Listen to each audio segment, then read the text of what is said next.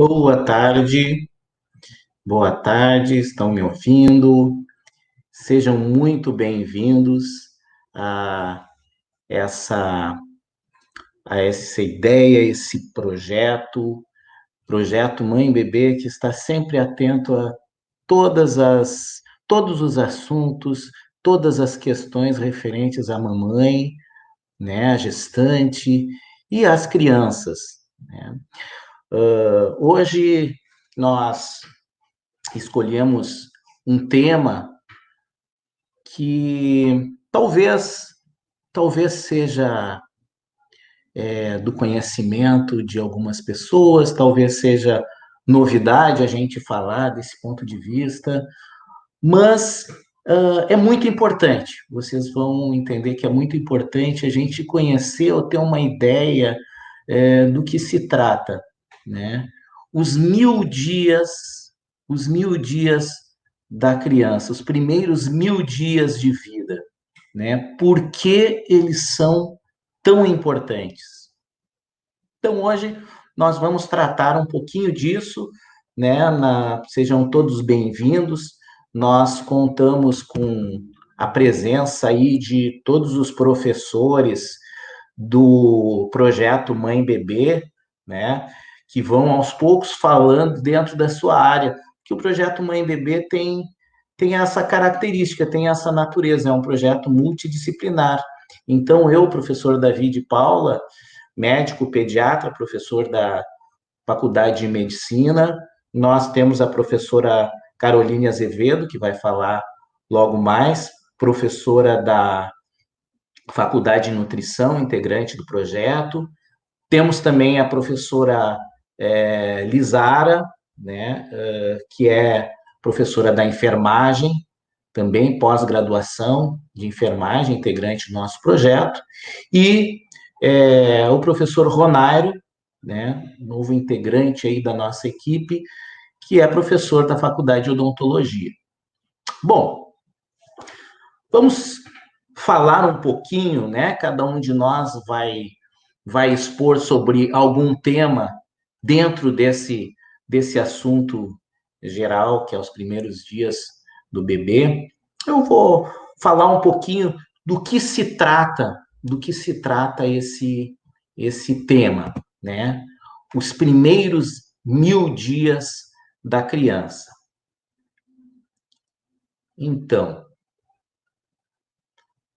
quando a gente fala dos primeiros 1000 dias, nós estamos nos referindo a todo o período da gestação, os 270 dias iniciais, né, dos 1000 dias, são o período da gestação, e também são incluídos os 2 primeiros anos de vida, né, que somando, nós chegamos aqui aos 1000 dias.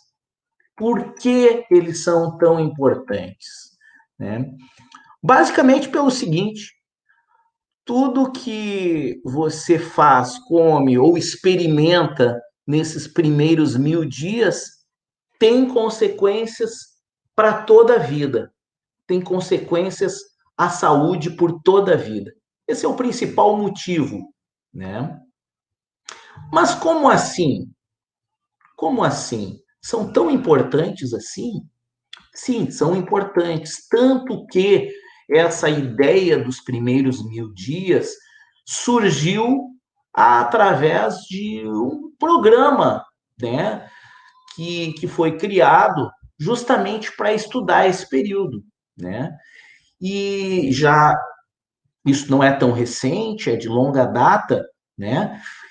Com o apoio da Organização Mundial da Saúde, e esse grupo, né, esse grupo de estudiosos, né, chegou a várias conclusões relativas à importância desse período, né? E se constatou que o estudo, né, e as aplicações desses estudos na vida das pessoas, da população, do mundo, tem grande impacto na saúde, né, da população mundial. Bom, A gente sabe, isso é de conhecimento de todos, da mãe, na sua afetividade, no seu carinho relativo aos bebês. A gente sabe que eles são pequenos milagres, né? Por várias razões. São pequenos milagres. Tudo é muito lindo, né? E é muito especial a maneira e a forma rápida com que os bebês vão se modificando e vão se desenvolvendo. Mas os primeiros 1.000 dias têm 4 pontos que são muito relevantes. Tem 4 áreas em que é muito impactante a mudança ao longo desses primeiros 1.000 dias. Né? Diz respeito ao desenvolvimento físico, ao desenvolvimento cognitivo, intelectual, à maturação imunitária e à programação metabólica. Esses 4 elementos são fundamentais. O crescimento físico, né? O crescimento físico é o mais visível, né? A gente sabe, eu falo um pouquinho junto aos alunos da Faculdade de Medicina sobre embriologia, sobre a gametogênese, depois a fecundação e todo o período embrionário, onde o organismo surge a partir de uma única célula, o zigoto, que vai se dividindo e se transforma em 500 trilhões de células que vêm compor o nosso organismo. Então, todo esse crescimento ocorre ao longo desses primeiros anos de vida. Né? O bebezinho, depois que nasce, aumenta 3 vezes o seu peso, triplica o seu peso. Né? Ele ganha 2 centímetros por mês. Né? É muito impactante o crescimento. É um período de rápido crescimento, de alta velocidade de crescimento. E há um detalhe: é um período também que o organismo está sendo programado. A programação genética se dá ao longo desse período de crescimento.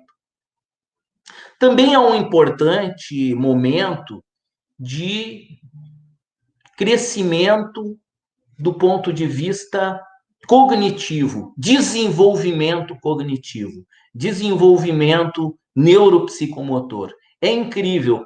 A gente percebe facilmente, né?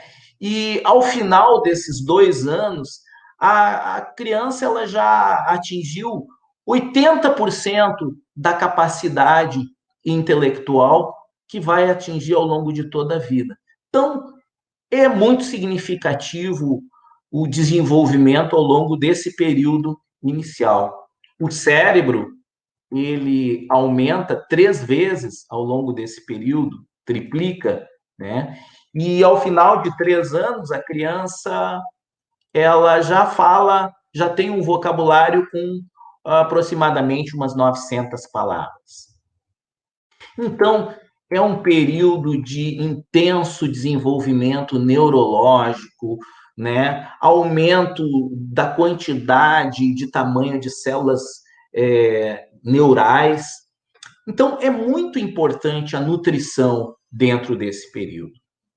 Também é um período em que o bebê vai ser exposto a uma série de estímulos, né? E a gente vai observar se suas necessidades físicas ou psicológicas serão satisfeitas, né? Todas elas, as psicológicas mais essenciais, como brincar, né? Como a necessidade de afeto e carinho, tudo isso vai impactar nesse bebê e vai contribuir para o desenvolvimento neuropsicomotor dessa criança, né?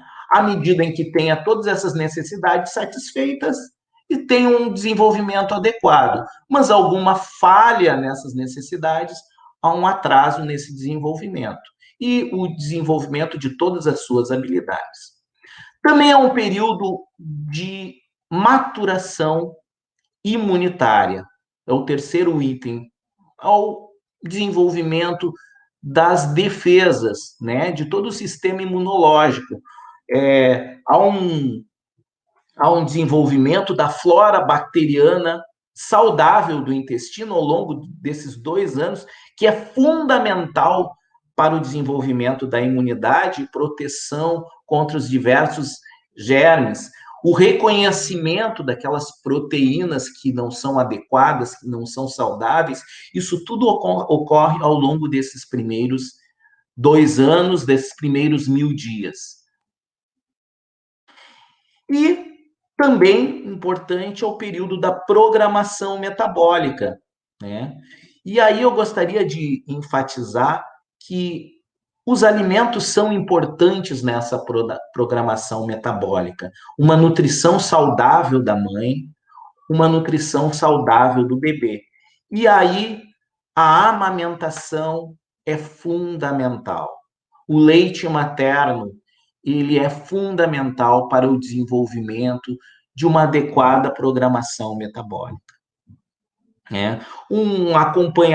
A amamentação, ela previne, né, por, essa, por essa programação metabólica adequada, diabetes, hipertensão, né? As crianças que mamam têm 25% de chance a menos de ter obesidade no futuro, então isso é fundamental. Essa programação ocorre da interação, apenas para colocar um conceito que é importante a respeito desse tema, que é o conceito em que os genes, né, eles são expressos muito a partir dessa interação com o ambiente, onde os nutrientes são fundamentais. Né? A partir disso, nós temos a nutrigenética, a nutrigenômica, né? Ou seja, o ambiente ele é fundamental, né? Ele influi em 80% na expressão dos genes, né? Apenas 20% dos genes eles se manifestam sem essa interação do ambiente. Um exemplo, por exemplo, um exemplo que a gente poderia citar na natureza é que a única diferença da abelhinha real aqui para as abelhinhas trabalhadoras, que tem comportamento de trabalhadora, tem estrutura, né, tamanho, muito diferentes da abelha rainha, é a quantidade de geleia real. É um exemplo da natureza que ocorre no ser humano. Então, a gestação é fundamental. A gestação é fundamental. Os cuidados, né? Todos os cuidados de saúde, e exatamente esse é o trabalho que o Mãe Bebê faz, né? Quando atende as gestantes, né? As orientações, as visitas, a orientação sobre nutrição, aspectos de cuidados, né? Isso tudo é fundamental, o vínculo, né? O acompanhamento, né? Vários detalhes da nutrição que a colega pode falar mais aprofundadamente, né, a seguir. Então, essa é uma janela de oportunidade fundamental. Esses primeiros 1000 dias são essenciais. Né? E aí, né, em todos os aspectos, né, em todos os aspectos, esse quadrinho aqui, né, finaliza a minha parte, onde envolve a questão da nutrição, desenvolvimento cerebral, aprendizado, né, da leitura em todos os aspectos, né? Bom, acho que da minha parte seria isso que eu gostaria de colocar. Depois estou aberto a perguntas, qualquer dúvida que tiverem, né? Estou à disposição, né? E convido a professora Carol. para dar continuidade. Muito bem. Tudo bem? Obrigada, Davi. Tudo? Boa tarde, professora. Boa Tudo bem? Fique à tarde. vontade. Obrigada. Então, boa tarde, pessoal. Tudo bem? Então, como o Prof. Davi já nos apresentou um pouquinho, eu sou a Prof. Caroline, né? Eu sou nutricionista e faço parte do grupo do Mãe e Bebê, né? Onde a gente trabalha realmente de forma multi e interdisciplinar nesse cuidado da gestante, dos bebês, né? A gente tenta acompanhar as nossas crianças agora até os 3 anos de idade. E com isso, esse assunto dos 1000 dias, eles são extremamente importantes, né? E a gente tem ainda muitas divergências, muitas confusões, mas a gente trouxe essa proposta exatamente para trazer olhares diferentes de conhecimento, né, sobre a mesma temática. Então, eu vou complementar algumas coisas que o Davi já trouxe para vocês, né, principalmente com relação à nutrição, né? Então, a nutrição, ela deve ter esse olhar diferenciado, a gente deve ter uma atenção desde o planejamento, né, dessa gestação. Então, a gente não precisa esperar a mulher aparecer grávida para a gente fazer as nossas intervenções de alimentação, de estilo de vida. A gente sabe, né, que toda a questão do planejamento familiar, ele deveria ser de extrema importância para a gente pensar exatamente nisso, no planejar. O que eu preciso orientar, o que eu tenho que me atentar, quais as orientações que eu tenho que ter, questões de nutrientes que eu tenho que me preocupar durante o período da pré-concepção, né? Então, ver como que está a alimentação e o estilo de vida, tá? Porque antes de tudo, a gente precisa entender que existem fatores ambientais, né, que influenciam diretamente nas nossas, nos nossos hábitos, né, e também no nosso desenvolvimento do período gestacional e que sim podem afetar os nossos bebês, né. Então, assim, a gente tem como fatores ambientais a questão do tabaco, da bebida alcoólica, da alimentação inadequada, né, que infelizmente isso teve um aumento, né, principalmente agora no período de pandemia, a gente teve um aumento bem significativo de consumo de alimentos ultraprocessados, de alimentos açucarados, de frituras, de fast foods, né, então a gente precisa ter um ajuste dessa alimentação antes da fecundação propriamente dita. A questão do estado nutricional, né? Então, para a gente ver as mulheres que já têm um diagnóstico de excesso de peso, seja ele sobrepeso ou obesidade, para a gente também ter uma programação do ganho de peso adequado durante o período gestacional, né? Então, todos esses fatores que a gente considera como fatores ambientais, a gente não está falando somente da mulher, tá? Então, a gente também tem que lembrar do homem que ele vai que ele faz parte, né, da fecundação, então a gente também tem que cuidar os fatores ambientais do homem, tá? Que às vezes a gente esquece de falar isso, tá? Que a gente tem sim influência, né, dos 2 genitores desse bebê, com relação a esses fatores ambientais. Né? Então, durante a pré-concepção, o que a gente tem que cuidar assim, na alimentação? Né? A gente tem que ter uma alimentação mais balanceada possível, tentando suprir alguns nutrientes que vão ser essenciais para a fecundação, para o desenvolvimento inicial desse feto.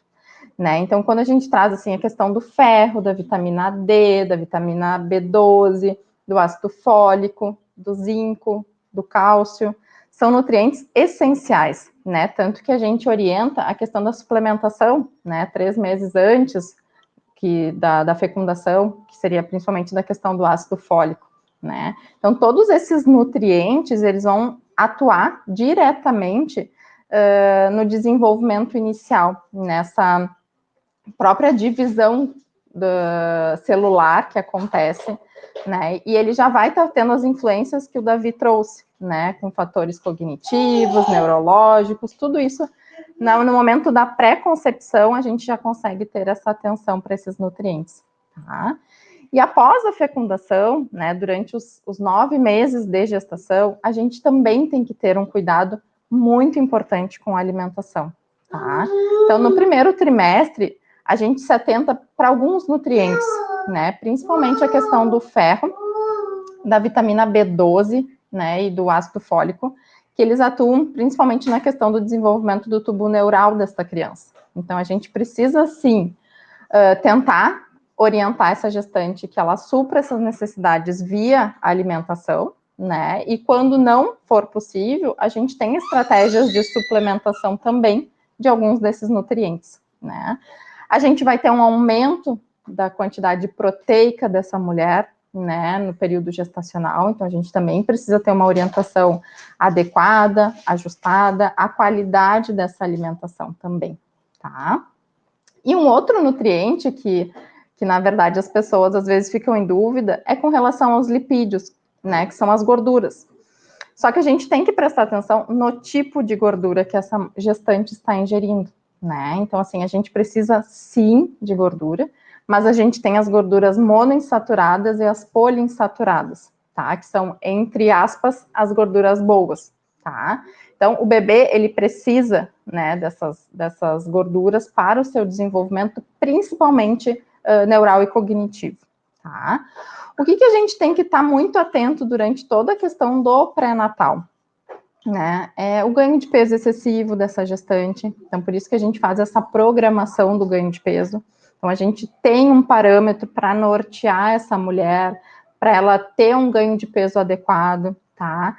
Para que assim a gente consiga evitar daqui a um pouco uma ADM gestacional, uma eclâmpsia, né? Daqui a pouco um parto prematuro, tudo relacionado ao estado nutricional dessa gestante, né? Então, a gente deve, sim, controlar o ganho de peso. Não é para fazer dieta restritiva no período gestacional, mas sim trabalhar com a qualidade da alimentação dessa gestante, tá? Por que a gente cuida já desde o período da gestação, alimentação?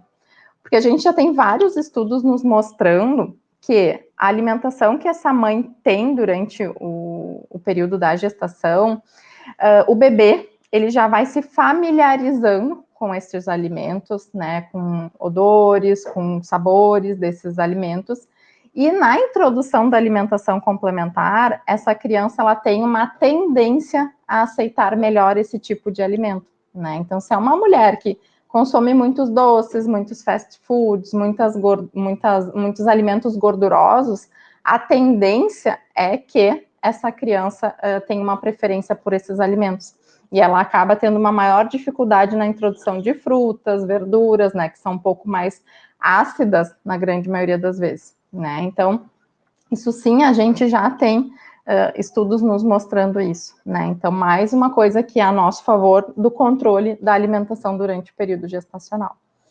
Depois, né, o bebê vai nascer, então a orientação que a gente tem, que a gente incentiva muito isso também no programa, e nós todos como profissionais da saúde, a questão do aleitamento materno, né? Então, que esse aleitamento materno, ele aconteça de forma exclusiva, né? O que seria o exclusivo? Então, é somente o leite, seja ele direto do seio dessa mãe, seja ele num copinho, seja ele numa colherinha, enfim, a maneira que for, desde que a gente incentive o aleitamento materno exclusivo até o 6º mês de idade dessa criança, né? Então, a fonte alimentar dessa criança nos 6 primeiros meses de vida, ela deve ser proveniente do leite materno, né? Que a gente consegue trabalhar a questão da autorregulação dessa criança, de fome, da saciedade, né? Então, a gente trabalha sobre livre demanda, que nem a gente fala, né? Então, essa criança, ela não tem que ter um horário para mamar. Ela não tem que mamar 15 minutos em cada seio. Não, a gente tem que realmente fazer o esgotamento dessa mama total, né? Porque o nosso leite materno, ele é dividido em dois momentos no nosso seio, né? Primeiro, o leite que sai, que é o que a gente chama de leite anterior, ele é um leite que é rico em água, é um leite que é rico em sais minerais. É para a gente ter um primeiro momento de hidratação e também com nutrientes para a questão de imunidade desse bebê.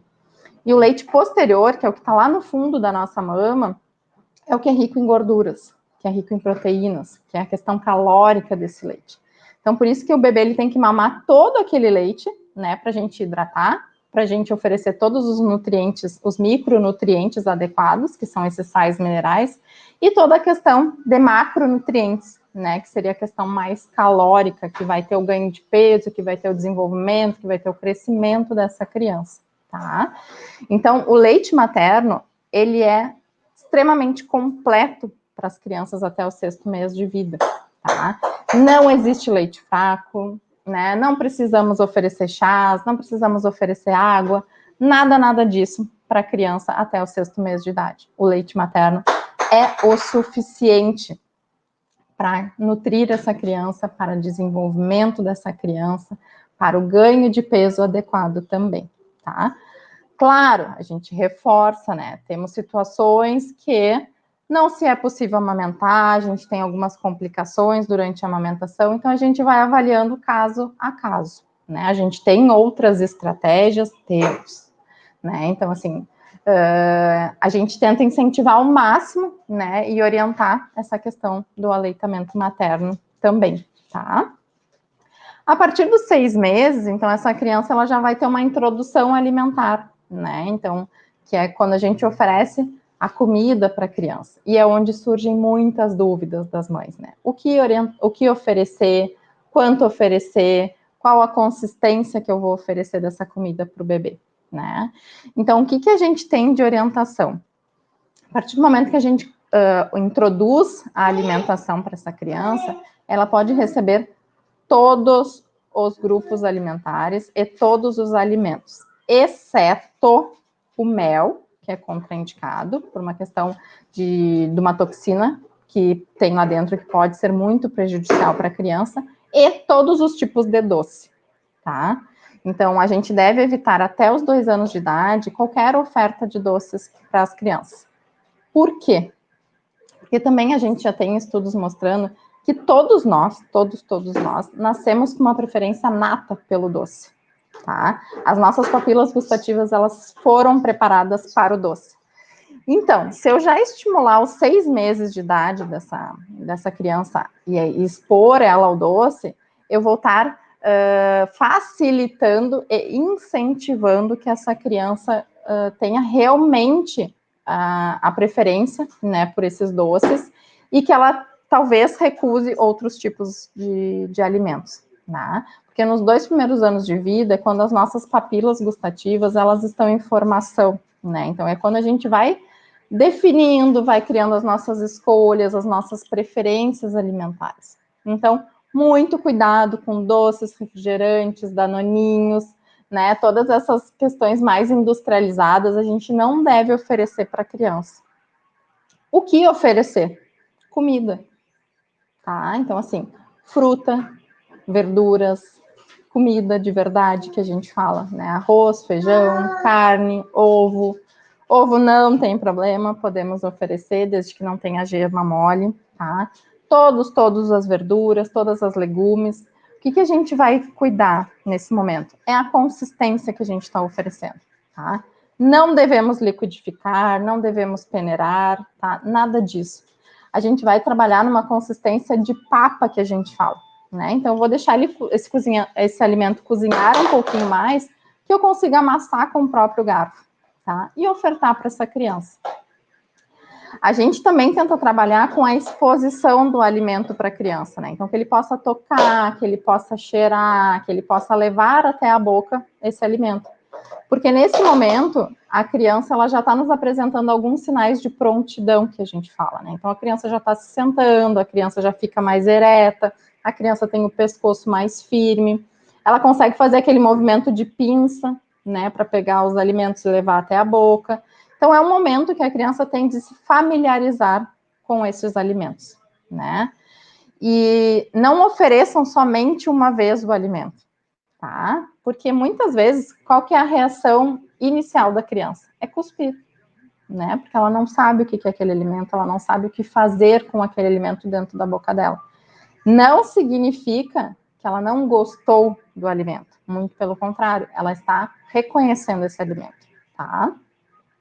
Então, para eu poder dizer que uma criança não gosta de algum alimento, eu preciso expor essa criança de 8 a 15 vezes ao mesmo alimento com preparações diferentes, tá? Então, assim, o bebê não gostou do mamão, ele cuspiu, ele botou tudo para fora.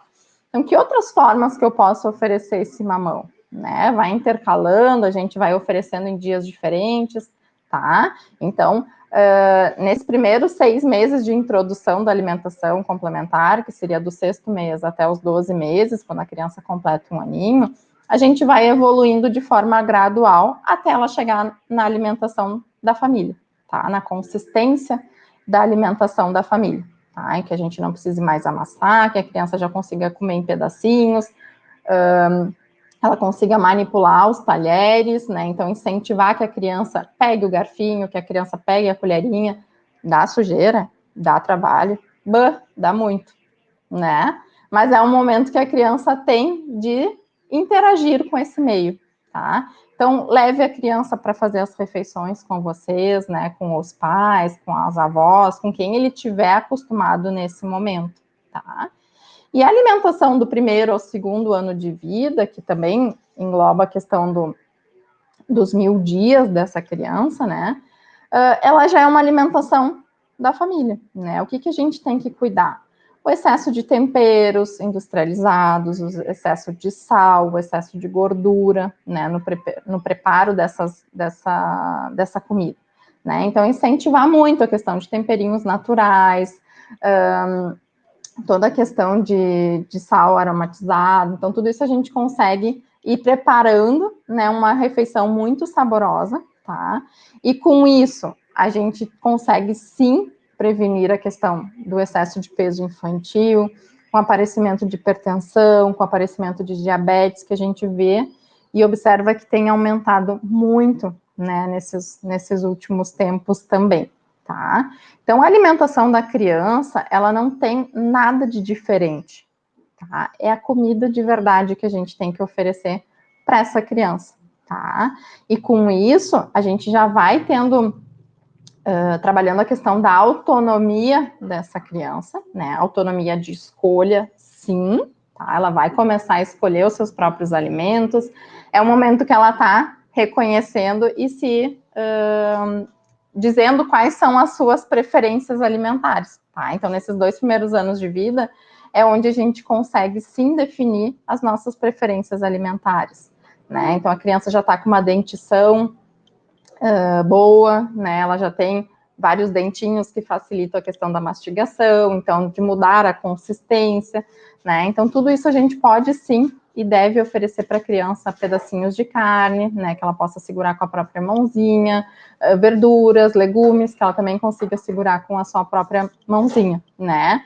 E aí, com isso, a gente também vai estar tendo um aporte nutricional adequado, né? A gente vai estar atingindo, sim, todos os nutrientes, sejam eles carboidratos, proteínas, lipídios, todas as vitaminas, todos os minerais, não precisando de nenhuma suplementação na primeira infância, tá? De novo, ressalto, temos avaliar caso a caso, tá? A gente pode ter, sim, algumas situações que vamos ter que suplementar, mas se a gente tem uma alimentação balanceada, se a gente tem o incentivo, né, dessa oferta de alimentos, a gente consegue, sim, atingir todos os nutrientes para a faixa etária, tá? Outra coisa que eu queria trazer também para vocês, que a gente, mesmo oferecendo alimentação para essa criança, ela deve manter o aleitamento materno, tá? O aleitamento materno, ele deve ser uma complementação, né? Ele não pode ser mais a fonte principal da alimentação dessa criança, mas ele tem toda uma questão nutricional, imunológica, que ainda fornece para o desenvolvimento dessa criança, tá? Então, sim, mantemos o aleitamento materno ao longo dos 2 primeiros anos de vida ou mais, tá? Então, a gente precisa trabalhar muito com essas questões de ter, sim, uma alimentação mais saudável, tá? A gente teve uma pesquisa que foi algo que, né, nos chamou muito a atenção, que foi feita aqui no Brasil, que na amostra que foi avaliada, 56% dessas crianças no primeiro ano de vida já tinham sido expostas ao refrigerante dentro da mamadeira, né? Então, assim, a gente está expondo essa criança a um alimento nada nutritivo, né, riquíssimo em açúcar, onde essa criança está em desenvolvimento, a criança está se familiarizando com os alimentos, está na formação e no aparecimento dessa dentição também, né? Então, a gente tem que ter muito cuidado, tá? E, de novo, não temos contraindicação ou restrição de algum alimento, exceto o mel e os alimentos açucarados nos 2 primeiros anos de vida, tá? E sempre avaliando a questão do desenvolvimento, do estado nutricional dessa criança, né? A gente vai avaliando o ganho de peso dessa criança, né? Através das curvas de desenvolvimento que a gente tem dentro das cadernetas dessas crianças também. E, para finalizar, que os pais, os responsáveis, eles são os exemplos na alimentação dessa criança. Não adianta eu expor a criança a uma fruta se eu não consumo a fruta junto com ele, ou se eu não faço essa refeição junto com ele, né? Que ele tem que comer verduras e legumes, mas eu como mãe, ou como pai, ou como avó, enfim, não como, tá? As crianças, elas estão no momento de replicar, de imitar, tá? Então, se ela ver eu comendo, ela vai sentir vontade de comer, pelo menos para experimentar, tá? Então, isso é algo muito, muito importante. E que no momento da refeição, a gente não tenha nenhum meio de distração. Não temos televisão, não deve ter celular, não deve ter tablet. É o momento que a criança tem que interagir com o alimento. Ela precisa prestar atenção no que ela está comendo, né? Ela precisa visualizar o alimento, ela precisa identificar a cor do alimento, o cheiro do alimento, a consistência desse alimento, tá? Então, isso é algo que também a gente bate muito, muito, muito nessa tecla, porque, infelizmente, virou uma prática comum, né? Coloca a televisão ali, a criança vai comendo, eu coloco o celular na frente da criança e a criança vai comendo. E com isso, a criança não reconhece os alimentos, a criança não consegue desenvolver a questão de saciedade, né? Porque ela não consegue prestar atenção no que ela está comendo, ela não consegue fazer com que o organismo dela entenda, né? A ingestão e a comunicação de saciedade também, tá? Então, isso são coisas bem importantes que a gente tem que levar em consideração durante esses 1000 dias, tá? Então, nada de exposição a telas no momento de qualquer refeição, tá? E a interação com o alimento, que é super, super importante para os bebês, né? E a questão do incentivo de alimentos cada vez mais naturais, né? E menos processados possíveis, né? A gente sempre fala, desembalem menos e descasquem mais, né? Então, deem as frutas para as crianças descascar, deem os alimentos, deem as verduras e não deem pacotinhos, não deem caixinhas, tá? Porque aí a gente já está incentivando a criança a praticidade do alimento, mas com uma baixa qualidade nutricional, tá? Então, eu fico também à disposição, né, para estar respondendo. Deixa eu até estava olhando aqui, tinha umas perguntas no chat. Rosane, essas mães, a gente antes fazia parte de um território aqui de Novo Hamburgo, que era do bairro São José Quefas. A gente está passando por alguns processos de mudanças e agora a gente está com bastante atividades online nesse período de pandemia, tanto para gestantes quanto para as mães, né? Onde a gente vai abordar essas diferentes áreas, a gente está abordando nesses encontros, né? A gente posta isso muito nas redes sociais, é de fácil acesso para todo mundo. Podem replicar para quem vocês conhecem de gestantes, quem tem bebê, ou quem tem curiosidade no assunto, né? A gente tem recebido muitas pessoas que não são mães, ou que os filhos já são maiores, e mesmo assim elas estão participando, tá? A Marta tá falando ali da questão das náuseas, né? Então, Marta, isso também é muito comum, né? Isso faz parte do processo, né? A questão de náuseas, enjoos, vômitos, né? Então, o que a gente tem que prestar atenção, né? A gente tem que evitar principalmente alimentos mais ácidos que vão causar esse desconforto, né? Então, quando a gestante ela nos traz esses sintomas, a gente começa a observar quais são os alimentos que estão potencializando, né? E com isso a gente vai diminuir. O que funciona muito, né? São alimentos mais em temperatura ambiente, alimentos mais gelados, alimentos não tão pesados, né? Que tem um processo de digestão mais lento também, tá? Mas, de novo, a gente vai avaliar caso a caso, né? E a gente tem algumas restrições que a gente pode sim fazer durante esse início de gestação, mas aí a gente tenta compensar com outro alimento desse grupo que a gente está restringindo, né? Então, a gente tenta sempre, via oral, a gente diminui o volume dessa refeição e fraciona mais vezes ao dia, né? Em vez de a gestante consumir 4, 5 refeições, a gente vai fracionar para 7, 8 refeições, mas em quantidades menores, porque a gente também não causa uma sobrecarga nesse organismo, facilita o processo de digestão, que vai causar menos desconforto também, tá? Mas isso é muito comum, né? Então a gente vai realmente avaliando caso a caso e vendo o que... Porque não existe uma regra, né? Não existe assim, todas as gestantes que tomam leite passam mal. Não, né? Então é bem diferenciado e diversificado os alimentos que se relacionam com esses sintomas, tá? Exatamente, né, Yussi? Nada que a água não resolva, né? Então, assim, deixa se sujar, deixa fazer bagunça, depois a gente lava a criança, lava a roupa, lava o ambiente onde ela está também, né? Então, é o momento que a criança tem, sim, para conhecer os alimentos, tá? Então, muito obrigado, pessoal, e qualquer coisa eu fico também à disposição.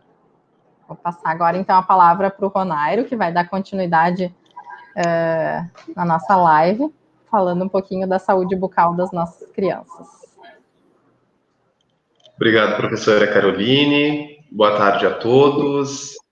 Conforme o protocolo e os colegas que me sucederam e que já mencionaram meu nome, eu me chamo Ronairo Turquelo, sou cirurgião dentista, odontopediatra e professor do curso de odontologia da nossa Universidade Fevari. Mais uma vez, é um prazer estar junto de colegas que trabalham com a causa infantil dentro do nosso grande projeto e que hoje traz para a comunidade em geral, para profissionais, para estudantes, essas falas que são tão importantes e que hoje estão em forma de orientação e que, com certeza, podem fazer a diferença na saúde dos nossos pequenos. Eu inicio dizendo que é interessante sempre, quando pensamos dentro dessa perspectiva dos 1000 dias, dos primeiros 1000 dias da criança, precisamos sempre agrupar essas falas na questão da odontologia, e as nossas falas nunca são paralelas e sem conexão, muito pelo contrário, embora aqui seja um cirurgião dentista conversando com vocês, as falas, muitas das orientações são apropriadas das demais áreas e vão ao encontro do que os colegas falaram anteriormente e que, com certeza, a professora Lizara finalizará na sequência. É interessante a gente compreender que esse período é um período muito importante. Obviamente, a atenção ela é direcionada ao bebê, mas também nós precisamos entender que aquela gestante que está passando por esse processo, que é muito diferente ao seu cotidiano, também merece uma atenção.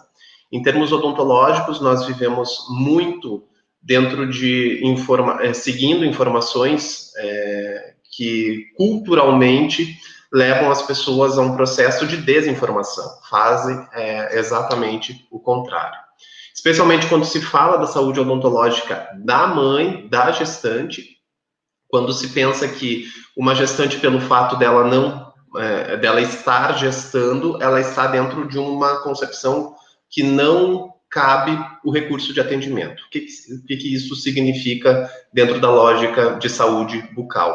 Muito se fala, ou alguns veículos até fazem a sociedade crer que a gestante, por exemplo, não pode passar por procedimento de atendimento odontológico, não poderia passar por procedimentos cirúrgicos ou de anestesia local, de raio-x local, quando, na verdade, todos esses itens que eu fiz a citação fazem parte de um grande grupo de atendimento e que compõem tanto a parte do diagnóstico quanto de tratamento e que prezam pela saúde e bem-estar daquela gestante.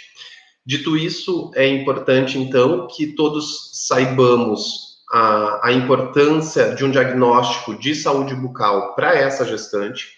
E, obviamente, nós temos recomendações, e as recomendações não são tão assertivas e não são tão conclusivas, mas a recomendação é de que, havendo qualquer intercorrência de ordem odontológica com essa gestante, ela precisa de recurso.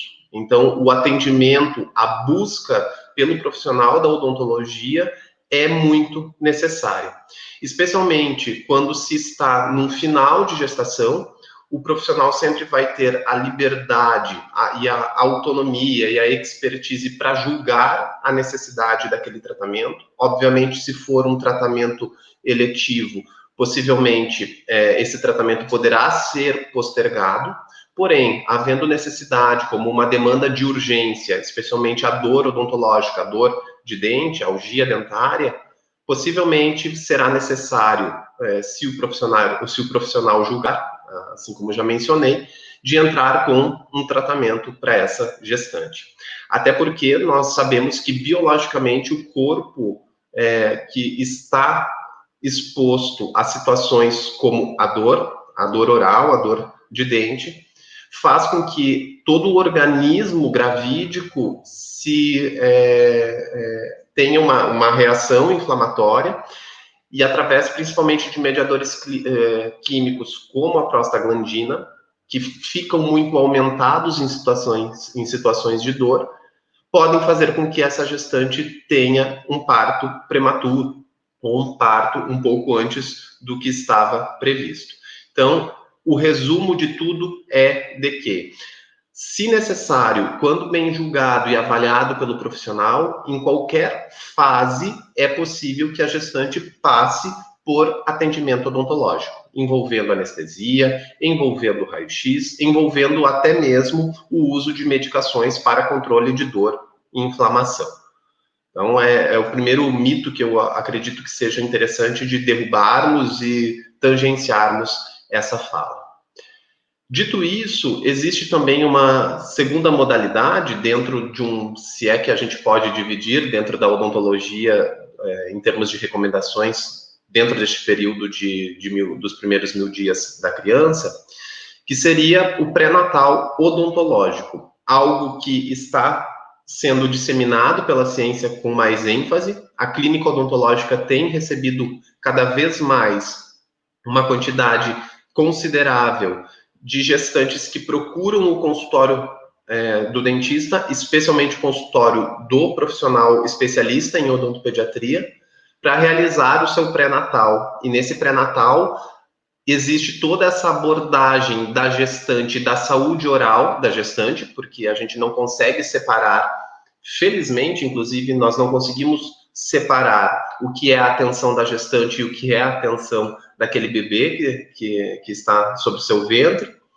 mas é interessante que fique bem claro que esse pré-natal ele vem ao encontro de principalmente orientar e confortar aquela gestante acerca dos acontecimentos que podem vir a acontecer futuramente com esse bebê no pós-parto, na primeira infância, inclusive a gente estende essas recomendações, e que também dúvidas que podem vir a surgir, especialmente quanto a orientações de dieta, e agora eu consigo fazer um link mais específico com as falas da professora Caroline, que trouxe os aspectos nutricionais de uma maneira brilhante, e na odontologia a gente se apropria muito das recomendações e das orientações de dieta e de higiene bucal.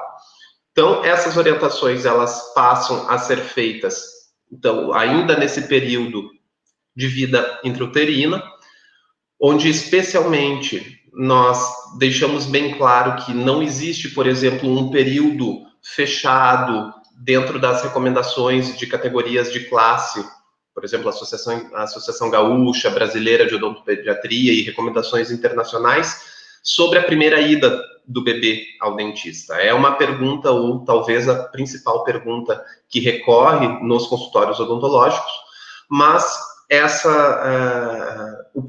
esse período, ou quando esse período, ou quando esse momento chega, ele coincide basicamente com o irrompimento, ou popularmente conhecido, o nascimento dos dentes na cavidade oral daquele bebê.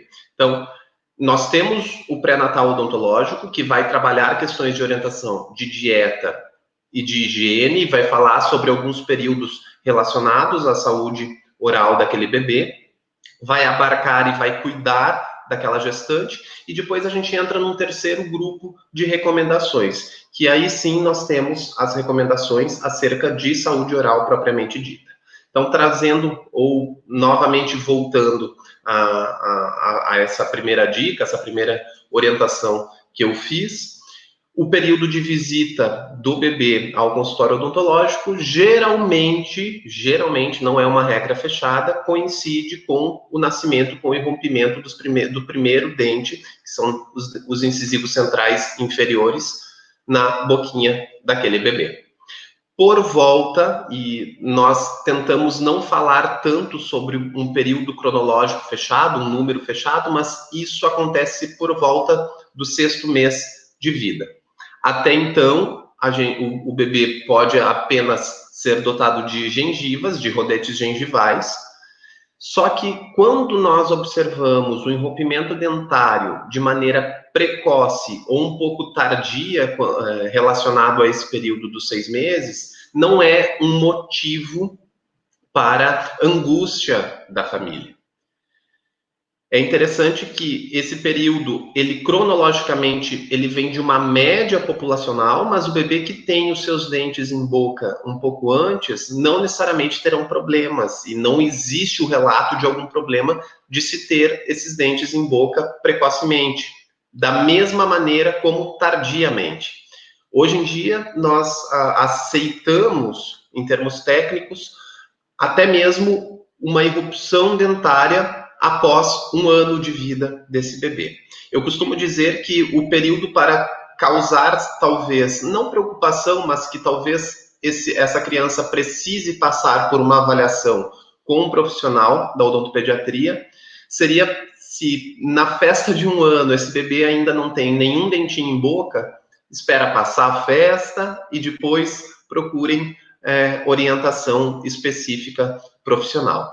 Antes disso, não existe nenhuma recomendação específica de que necessariamente essa criança tenha que passar por avaliação por não ter ainda os dentinhos em boca. É claro que existem alterações, especialmente da mucosa, que seria a parte dos rodetes gengivais, que podem estar atreladas a um atraso na irrupção dental.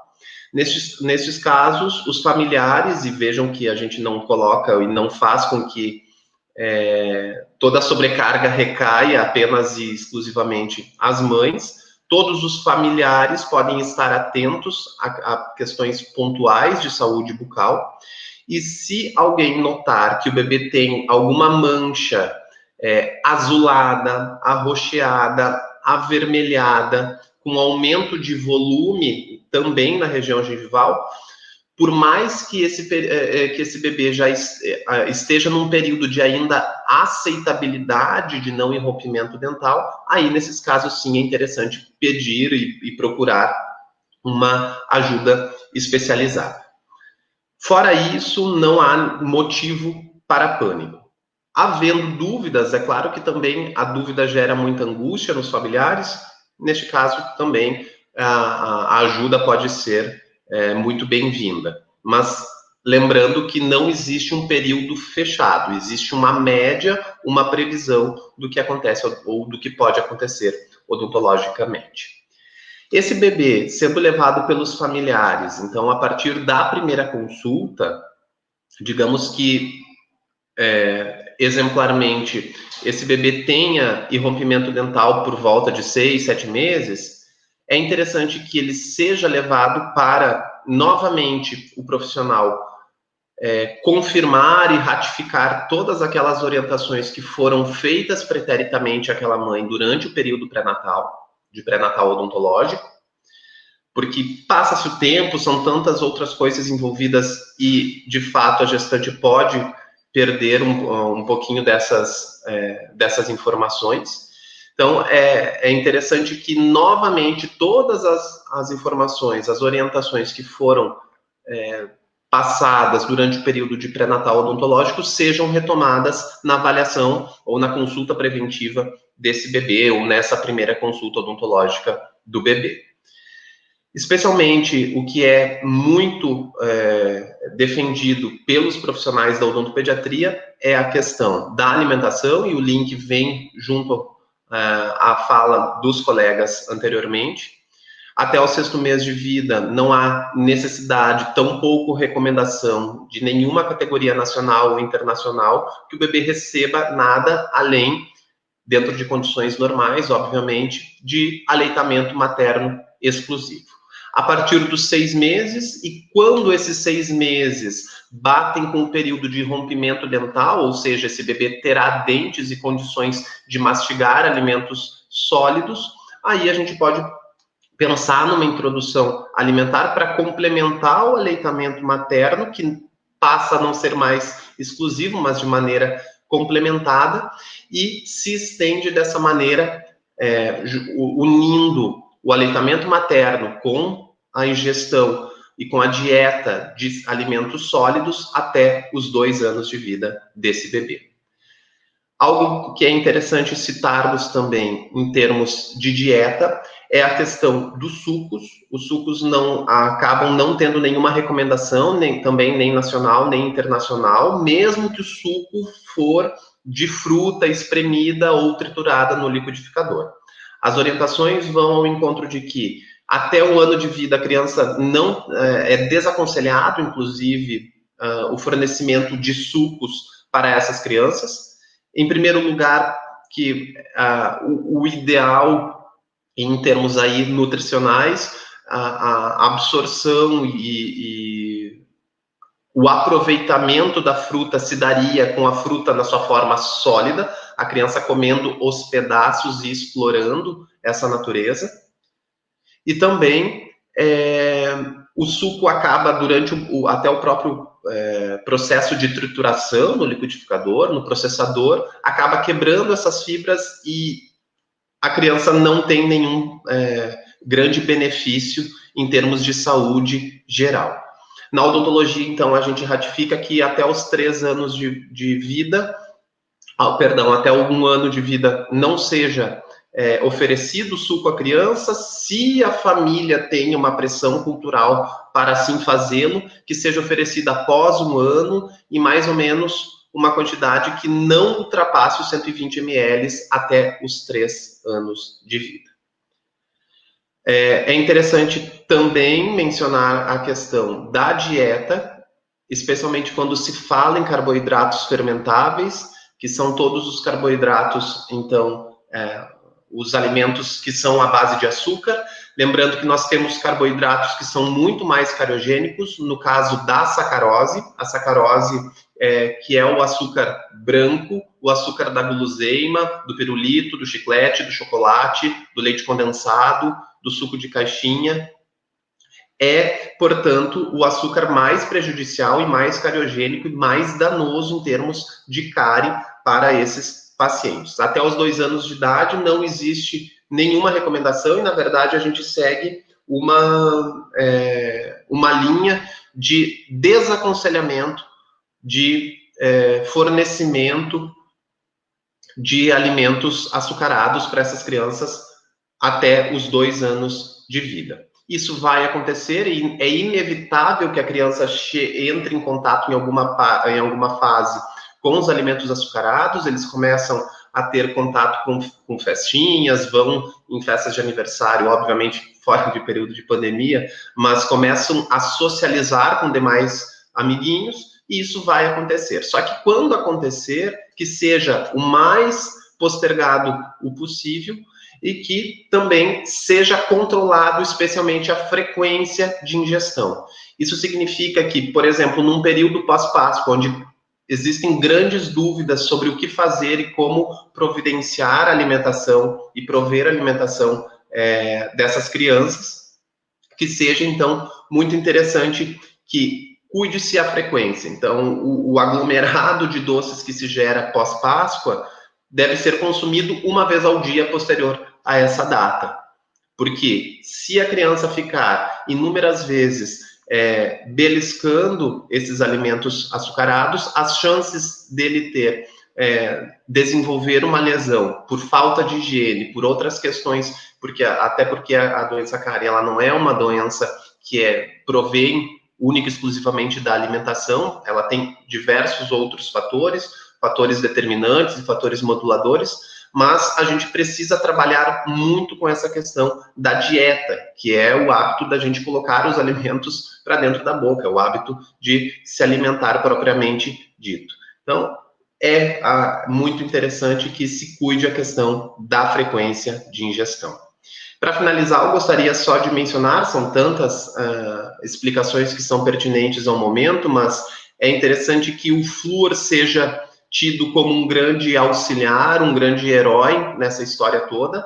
A partir do momento em que acontece o primeiro irrompimento, seja do dente de leite lá aos 6 meses, mais ou menos nesse período, a partir do momento em que a criança tiver o primeiro irrompimento dental, é interessante que ela já receba a higienização com a escova de dentes multicerdas adequada à sua idade. Isso hoje em dia no mercado é mais fácil de se conseguir e de se adquirir, e que o creme dental pode ser até mesmo o creme dental que os adultos da família utilizam. Lembrando que cuidado com o creme dental que tem as propriedades branqueadoras. Este é um creme dental que tem uma quantidade muito grande de abrasivo e eu desaconselho tanto para adultos quanto para crianças, muito mais para crianças. Então, se o creme dental for um creme dental simples, que tem uma quantidade onde no rótulo apresenta uma quantidade total de flúor maior do que 1000 ppm, e isso está sempre muito explícito no rótulo, é interessante, então, que esse bebê já tenha contato com o dentifrício fluoretado, com o creme dental fluoretado.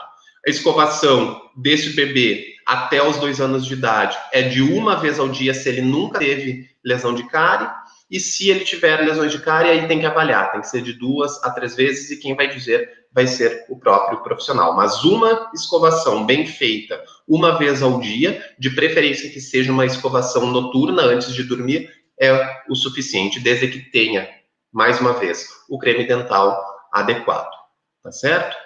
A quantidade de creme dental, para situar as pessoas de uma maneira bastante técnica, de 0 a 3 anos, então que vai compreender esse período dos primeiros 1000 dias, ficamos até os 2 primeiros anos, é a quantidade de um arroz cru, uma pequena lambuzadela nas primeiras cerdas da escova.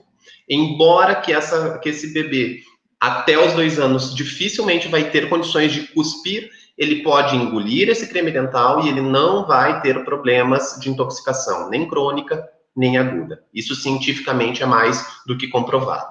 É claro que tentem sempre remover o excesso, mas se for necessário que a criança engula, se não houver outra maneira de controlar isso, não há problema algum que ela faça ingestão, desde que a quantidade seja observada.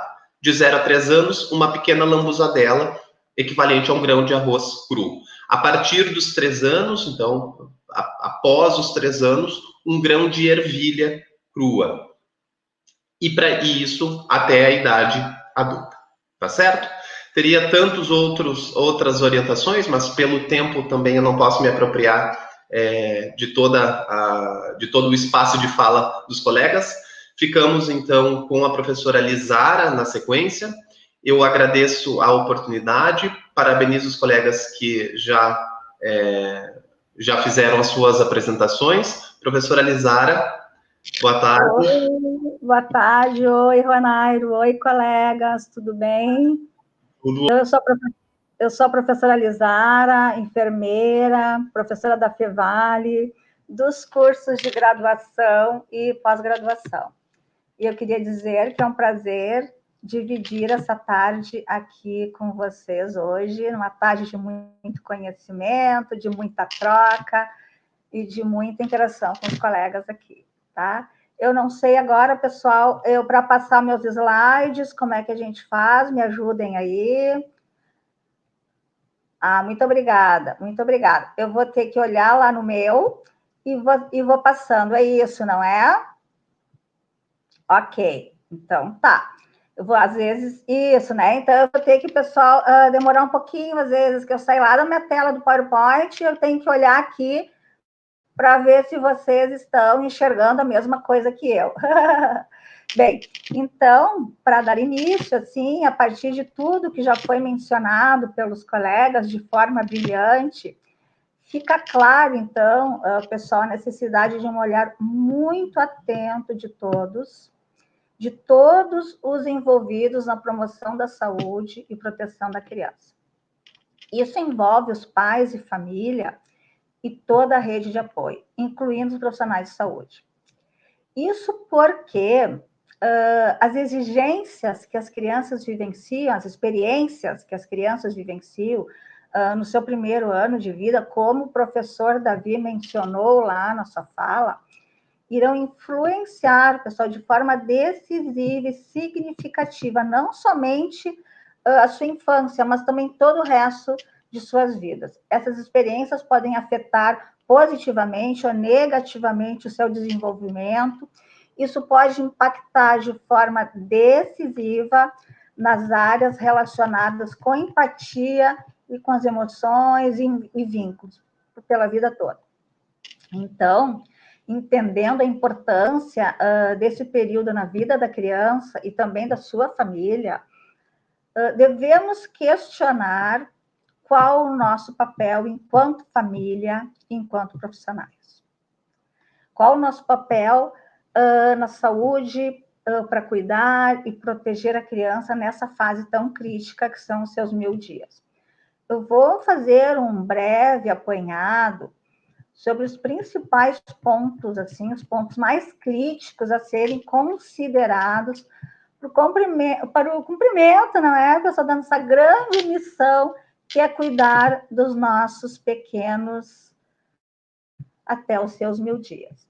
Vamos iniciar, então, aqui, deixa eu ver se vocês estão enxergando, ok, tá tudo certo. Falando da gestação. Então, eu inicio chamando a atenção para a gestação, pois todo o processo de desenvolvimento do ser humano começa na fase fetal.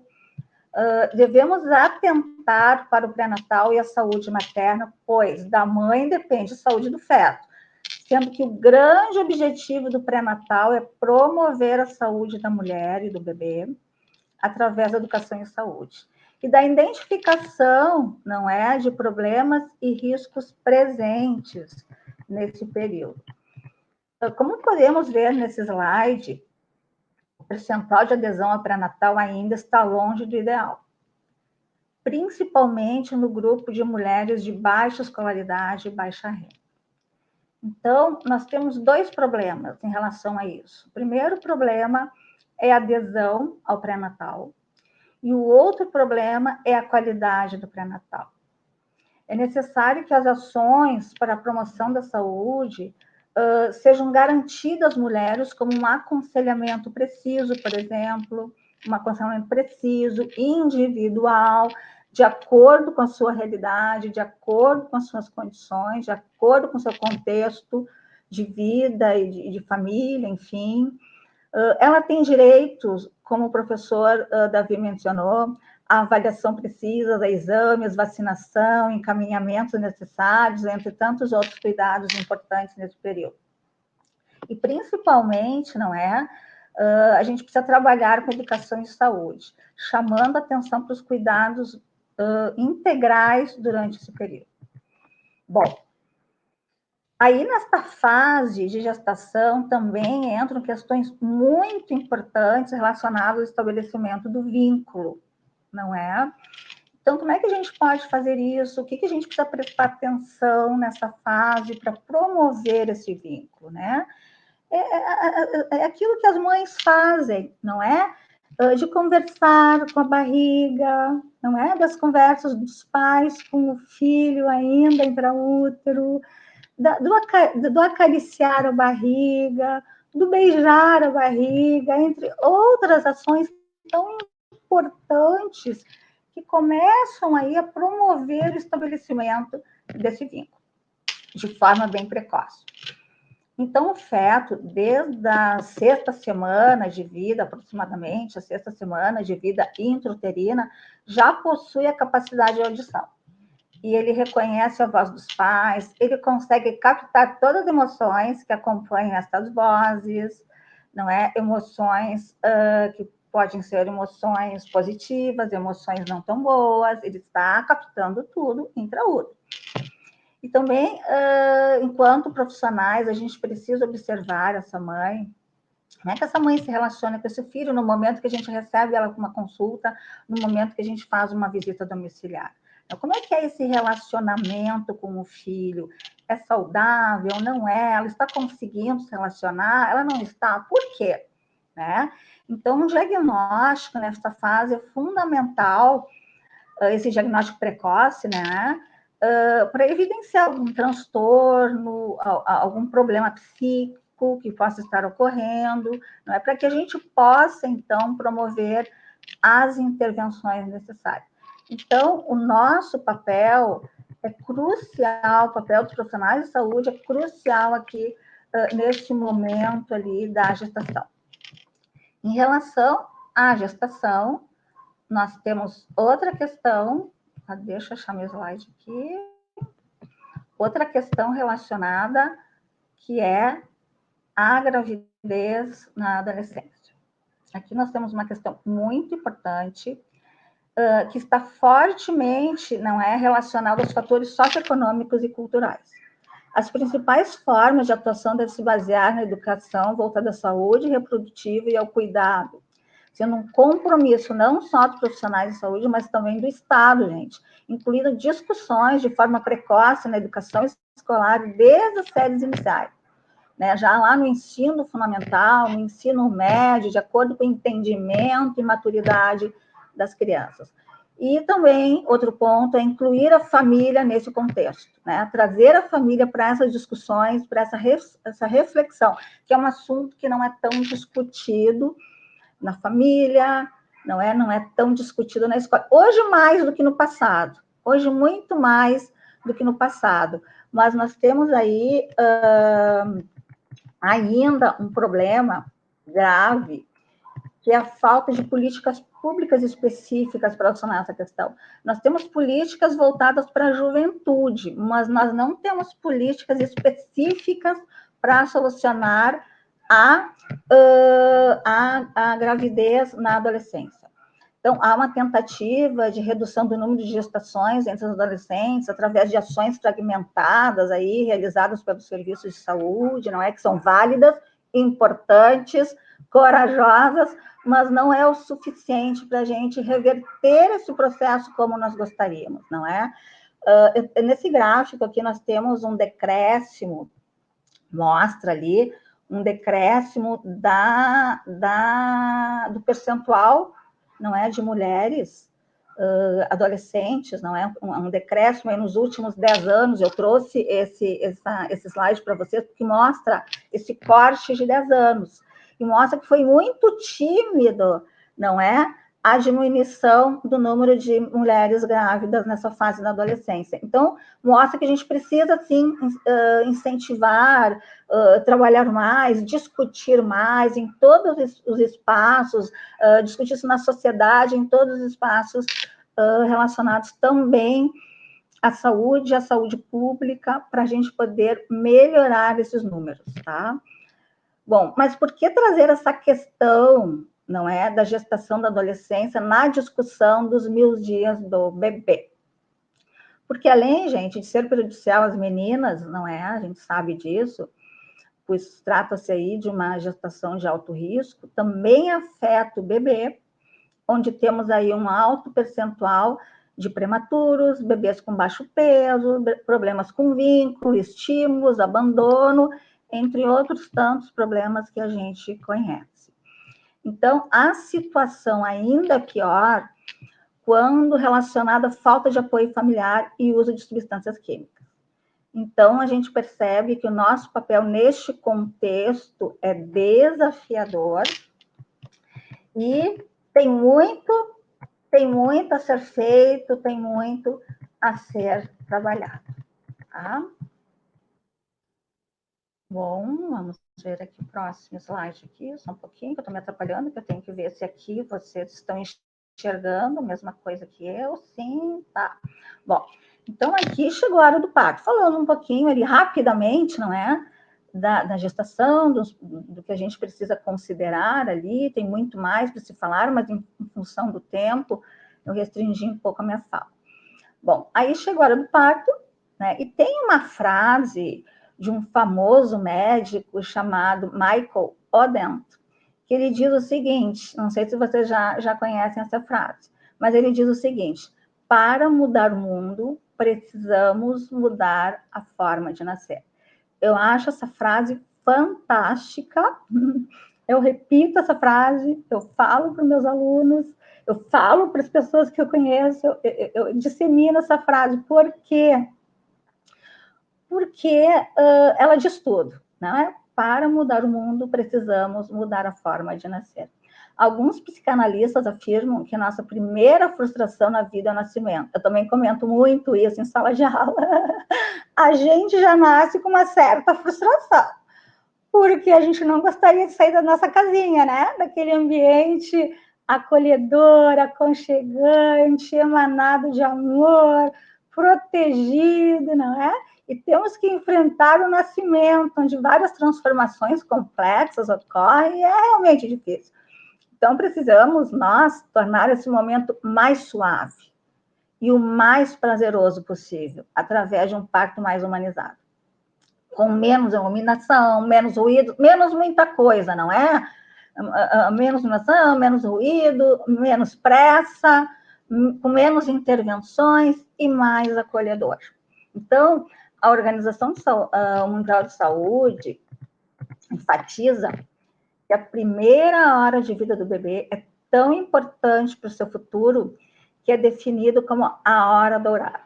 Então, se usa esse termo, a hora dourada, para representar a primeira hora do nascimento dessa criança. Então, durante esse período, o contato pele a pele com a mãe deve ser estimulado logo após o parto, não é? Assim, nós temos vários benefícios em relação a isso, não é? Tanto para a mãe quanto para o bebê. Então, no contato, o bebê sente o cheiro da mãe, sente o seu calor, não é? Aumentando e fortalecendo, então, o vínculo entre os dois. Também tem outros benefícios, não é? Como regular os batimentos cardíacos do bebê, ajuda a diminuir o choro, o estresse, melhora a imunidade, diminui as chances de infecções e possíveis alergias futuras, principalmente as infecções dos 10 primeiros anos de vida. E aí tem a liberação de ocitocina, que é chamado o hormônio do amor.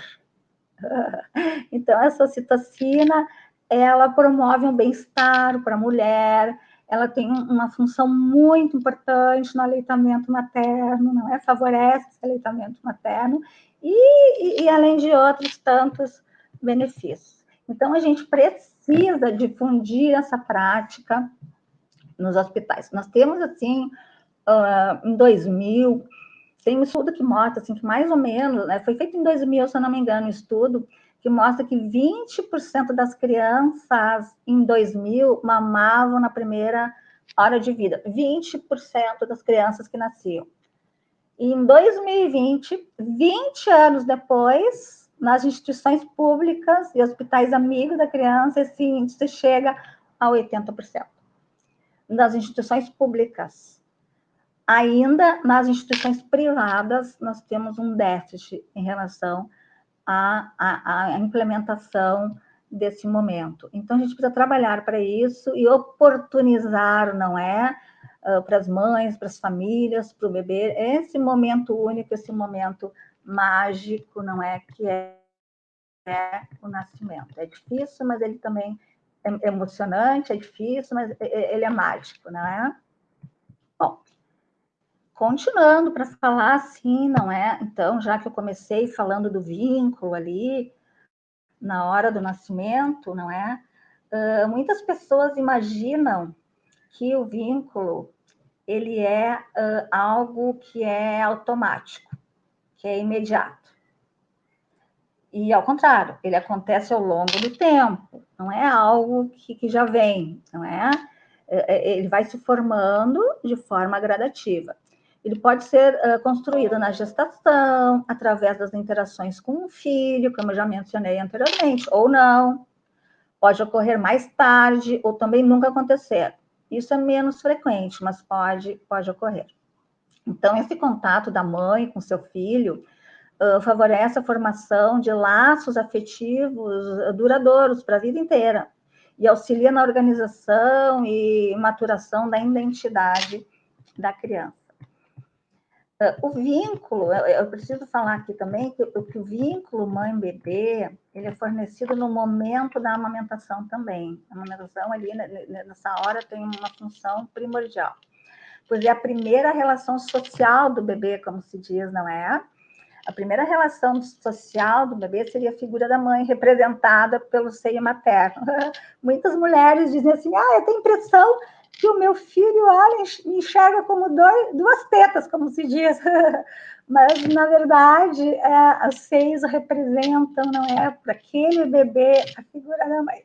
Então, o leite, o calor, o contato corpo a corpo, o cheiro, como eu já falei, ele reconhece tudo isso e faz com que o bebê se sinta acolhido e seguro. O som dos batimentos cardíacos acalma o bebê, e tudo isso é importante, não é, para a formação desse vínculo. Tem um ponto que eu gostaria de falar aqui, que é relativo à amamentação. Porque as pessoas sempre perguntam, mas os bebês que não são amamentados ao seio? Tem várias mulheres que não podem amamentar, por diversas razões, não é? Tem aquelas também que escolhem não amamentar. Como isso funciona? Normalmente eu recebo essa pergunta, não é? E aí eu digo o seguinte, funciona da mesma forma. O bebê sendo amado, tocado, acariciado, colocado no peito do pai ou da mãe, para ele sentir ali, escutar as batidas do coração, não é? Ele reconhece esse movimento, sendo alimentado com amor, não é? Então, toda essa experiência positiva vai promover o vínculo. A gente observa isso nos casais homoafetivos e nas mulheres que adotam seus filhos. A gente observa, se consegue estabelecer ali um vínculo formidável, maravilhoso para a vida toda, não é? E ao contrário também é verdadeiro. Muitas mulheres ali com uma boa estrutura familiar, às vezes não conseguem estabelecer um vínculo saudável com o seu filho. Então, a gente precisa trabalhar, pensar e refletir sobre todas essas questões, não é, que permeiam aí o vínculo. Bom, então é através dessa criação de um relacionamento seguro, contínuo e afetivo que a criança desenvolve a formação da sua autoestima e toma conhecimento do mundo exterior. Isso possibilita, pessoal, um desenvolvimento saudável da personalidade e dos comportamentos sociais. Vários estudos, não é, demonstram que as crianças que não passam pela maternagem, e a maternagem é isso, é o segurar, é o contato pele a pele, é o acariciar, é pegar forte, apertar o bebê contra o peito, carinhosamente, não é? As pessoas que não passaram por isso podem desenvolver mais facilmente sociopatia. Tem estudos muito interessantes que mostram aquelas personalidades que praticam, personalidade negativa, né, que praticam atrocidades, não é? Muitas dessas pessoas foram estudadas pelos psicanalistas, e o que aparece em muitas delas? A falta da maternagem. Então, a gente percebe, a partir de tudo isso, né, que devemos ter um olhar especial para todas essas questões em relação a esses 1000 dias, e não só nos 1000 dias, não é? Durante toda a vida da criança, em todo o período de desenvolvimento. Bom, aqui nós temos, então, outro ponto que é crítico, que é a depressão pós-parto.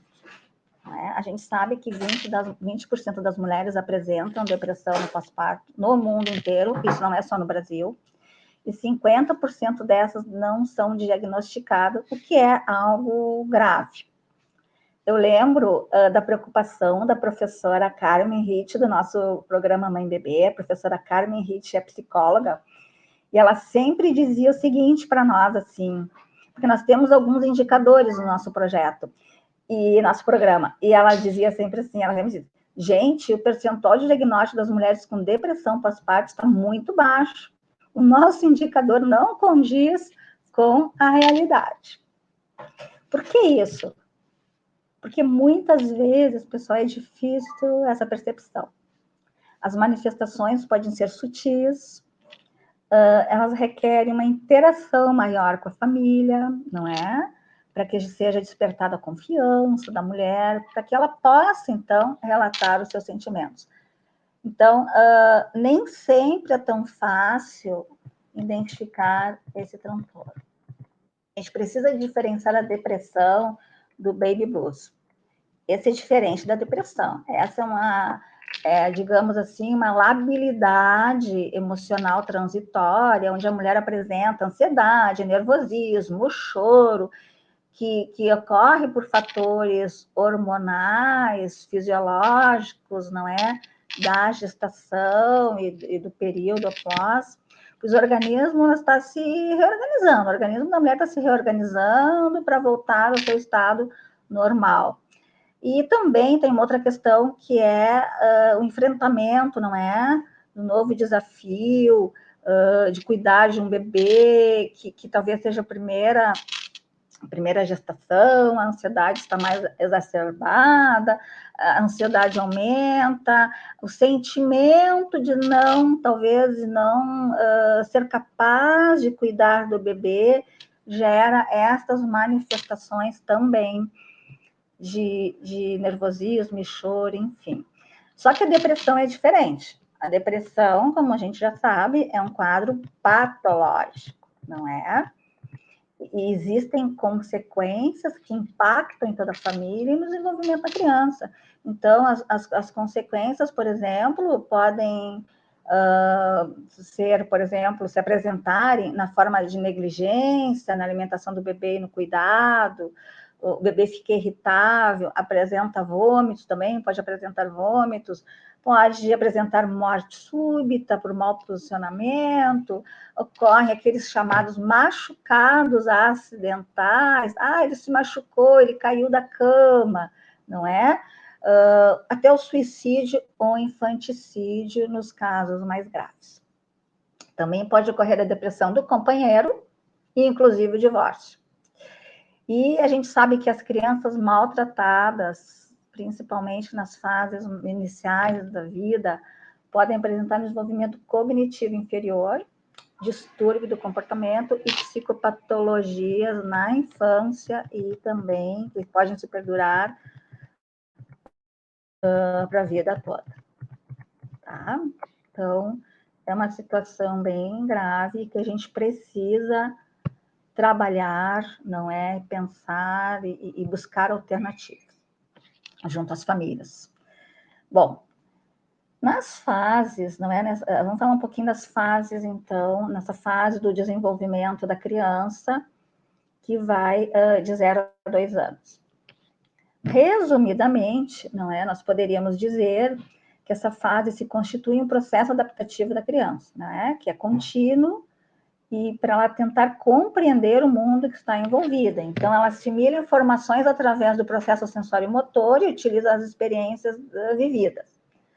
Podemos, assim, a gente pode exemplificar essa etapa como o desenvolvimento das coordenações motoras, a criança aprende a diferenciar do seu corpo o corpo da mãe, depois ela diferencia objetos, não é? Do próprio corpo, ela entende o que é o corpo da mãe e o que é o corpo dela. Depois ela começa a entender o que é o corpo dela, o que são os objetos, não é? Porque os pensamentos da criança nessa fase estão vinculados ao concreto. Elas vão, com o tempo, não é, aprimorando as habilidades através dos estímulos e da manutenção do sistema maturação do sistema nervoso central.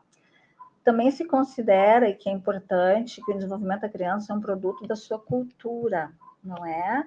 De como essa criança interage com o meio, com as pessoas com que ela convive. Então, a gente também sabe que alguns estudos, não é? Quem estuda a saúde da criança sabe que alguns estudos apontam que 1 em cada 5 crianças, e isso é alto, são atingidos por problemas comportamentais e de adaptação social, de postura, de motricidade, de audição e também da linguagem.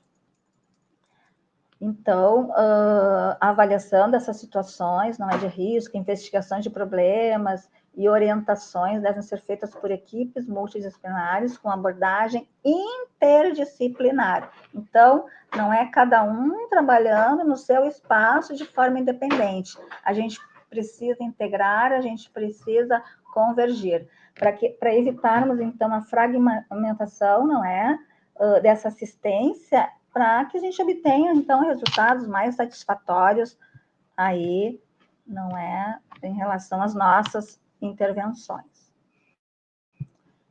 Bom, tem outro ponto também importante, que é crucial para o desenvolvimento de qualquer criança, que é o brincar. O brincar é um ponto importante, então, especialmente nos 1000 dias, não é? Os pais e cuidadores têm a responsabilidade de criar seus filhos, mas precisam de apoio. Precisam também de assistência para criar ambientes que proporcionem as condições adequadas, não é, para um desenvolvimento infantil. Muitas vezes a gente escuta isso nos nossos projetos, não é? Muitas vezes os pais alegam falta de tempo, falta de recursos e de apoio necessário para fornecer um ambiente de cuidado seguro para as crianças pequenas.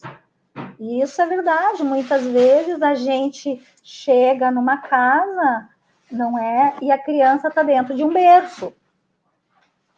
Não é? A casa de uma peça, a casa com vários riscos ambientais, e a criança dentro de um berço, porque ali é o lugar mais seguro. Ali é o lugar mais seguro que o pai encontrou para deixar ela durante o dia. E ali ela permanece quase as 24 horas do dia. E isso é uma realidade. Então, olhando esse contexto, olhando essa realidade, pensando sobre isso, como é que a gente pode ajudar essa família? Que alternativas essa família teria para estimular, para promover, não é, um desenvolvimento mais saudável dessa criança? A gente escuta muito isso e enxerga muito isso nas nossas visitas domiciliares. Então, as questões sociais, econômicas, culturais, entre outros fatores, afetam muito o desenvolvimento, o brincar e o desenvolvimento e as interações da criança.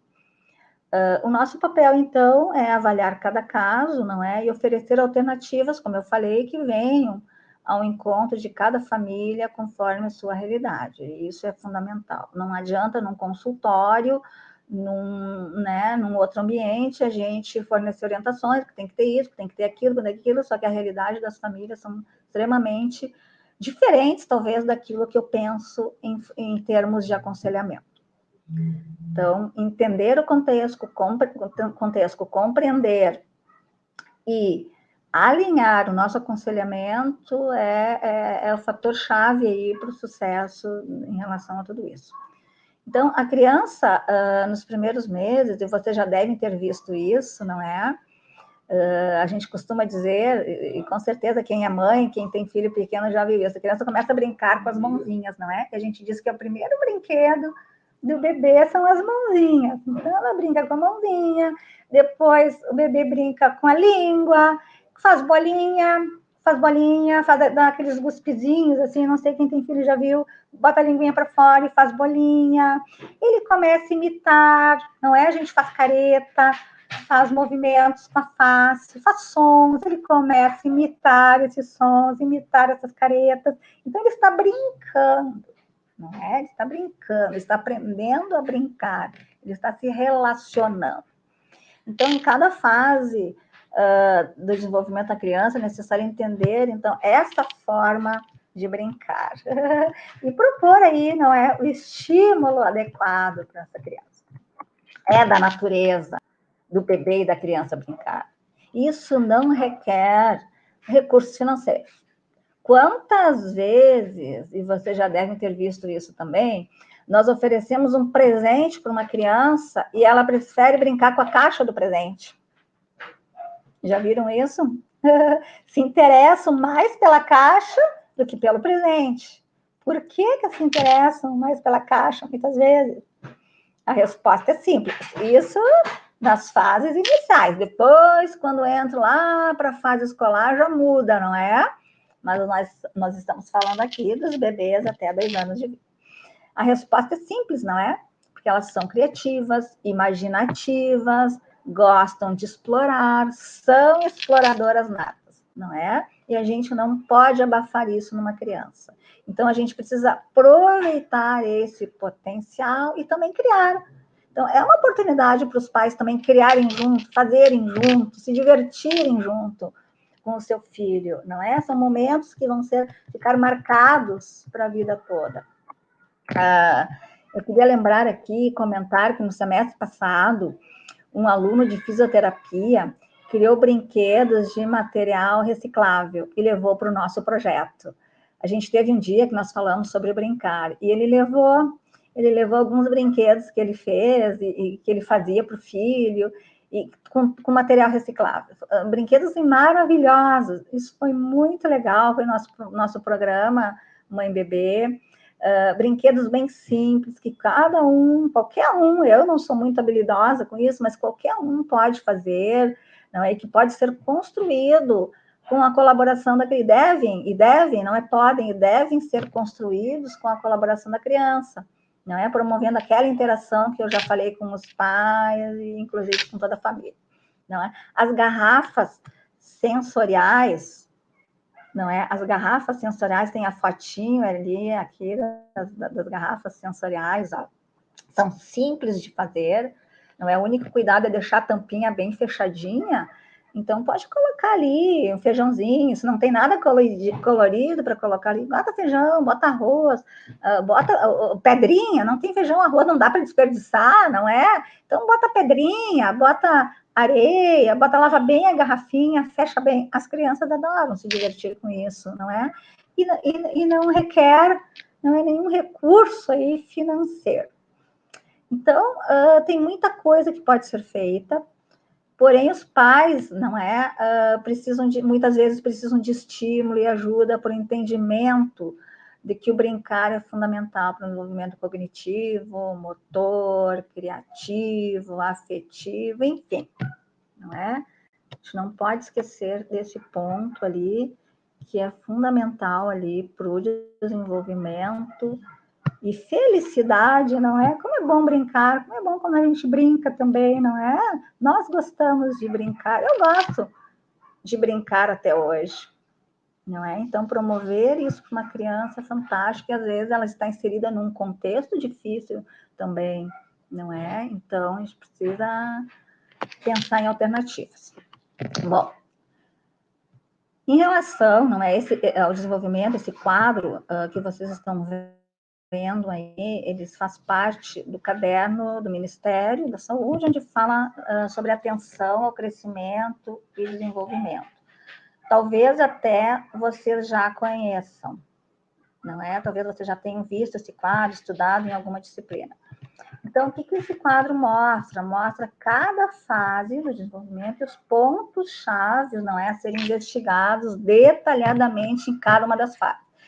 Então, a gente sabe que no primeiro ano se fala, não é? Se fala muito aí nos grandes marcos do desenvolvimento da criança, não é? Que marcos são esses? É aquele onde, com aproximadamente 3 meses, o bebê consegue sustentar a cabeça, por volta dos 6 meses consegue ficar sentado, com apoio, depois, com os 9 meses, ele é capaz de se arrastar e até engatinhar, e por volta dos 12 levanta e anda sozinho, não é? Com algum apoio.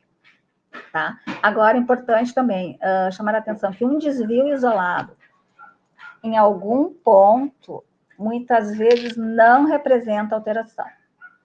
Algumas diferenças podem existir pela característica da criança ou por falta até de estímulo, não é? Por exemplo, a característica da criança. Tem crianças que não engatinham, não é? Daqui a pouco, mais adiante lá, elas vão caminhar sem problema nenhum. Então, eu não posso olhar, não é considerar uma criança, por exemplo, que não engatinha como um atraso de desenvolvimento. Eu tenho que olhar o todo, não é? E fazer, então, nós precisamos fazer, enquanto profissionais de saúde, aí, fazer um acompanhamento sistemático e atencioso e com os encaminhamentos especializados aí necessários em cada caso aí, tá?